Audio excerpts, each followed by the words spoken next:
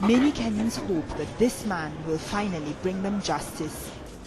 Luis Moreno-Ocampo is the International Criminal Court prosecutor, and he's investigating the masterminds of the violence that followed 2007's disputed election. Here, he's meeting victims in a Nairobi slum.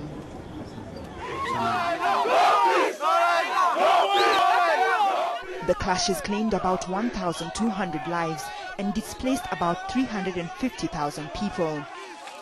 Though a coalition government formed soon after had promised to deal with those behind the violence, attempts to start a local tribunal have failed. Ocampo is working on a list of suspects identified in a Kenyan report that includes politicians and businessmen. The Hague-based International Criminal Court, or ICC, was started in 2002 to try individuals for genocide, war crimes and other human rights abuses. So far, the court has opened cases in 5 African countries, and some critics have accused the ICC of targeting Africans. Last year, Ocampo ruffled feathers with some African leaders when he sought charges against Sudan's President Omar El-Bashir for war crimes and crimes against humanity in the Darfur region. A defiant Bashir, who's denied the charges, is yet to be arrested.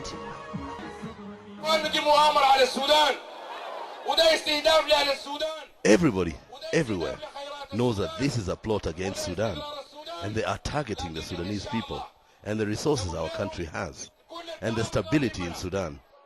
But we don't care about all this, and we are not worried, because we read the Quran, and God says that when people, pagans, decide to come against you, if you have faith and believe, you should not fear anyone else but God. In Uganda, the Argentinian prosecutor is after notorious warlord Joseph Kony, whose LRA rebels are accused of mutilating and abducting thousands of civilians in the north.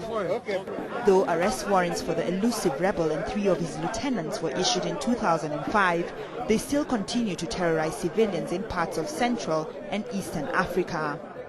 Monsieur Jean-Pierre Bemba. Implementing ICC arrests may be difficult, but progress has been made prosecuting Congo's former vice president, Jean-Pierre Bemba, who's accused of ordering his militia to commit murder and rape in the Central African Republic. In an exclusive interview with Reuters correspondent Frank Nyakairo, the prosecutor talked about his investigations in Africa and the challenges he's faced so far. What should Kenyans expect in the next 6 months in terms of the prosecutions of perpetrators of the 2007 post-election violence? I went to see them, President Kibaki and Prime Minister Odinga, explained to them I am an independent part of the Kenyan justice system and my duty was to open investigation. They promised support, and now I request authorization to the judges. The judges did it, and now I will present 2 cases this year. Before the end of the year, I will present 2 cases. Again, the most responsible, 2 or 3 persons from each case, from each side, before the end of the year. So the judicial process is coming, and that will prevent violence in the next election. Because for the last 20 years, Kenya had problems during the elections. And now they have to learn, if you commit crimes during the elections, you are not getting a position in the cabinet, you are getting a ticket to The Hague. And that's the message not that for Kenya. There are 15 countries in Africa planning elections in the next 2 years, so it's important. Africa is changing. We are working with African leaders to promote this change, and election democracy is part of it. No crimes there. President Omar al-Bashir of Sudan has just got a new lease of life in form of a new presidential term. How does that affect your case against him? No, I don't care. Look, he is indicted. He is a fugitive. He cannot go to countries members of Rome Statute. He's destined to face justice. It's simple. In one of your opinion articles in the New York Times titled "Impunity No More," you say the court's biggest test is arrest. How do you end impunity without arresting some of your key suspects? The court relies on the army and police of 111 states. So Germain Katanga was arrested in Congo, and he was the head of intelligence in Ituri.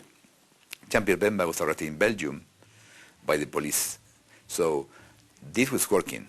The problem is Joseph Kony is surrounded by a militia, so arrest him is not a police operation, require a special force operation. And Congo was not able to do it in those moments, and so I hope that we can galvanize efforts to implement a special force operation to arrest Joseph Kony in the near future. I know you've probably been asked this question several times, but why have you focused on cases in Africa as opposed to cases in Europe or Asia or elsewhere in the world? Africa was ignored, was inaction the problem.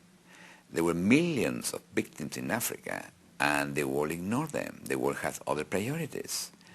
The world ignored and did nothing to stop the genocide in Rwanda. The world ignored the Congo wars. 4 million people died. The world let Somalia went to chaos, and that was a problem. And I would not repeat this experience in my court.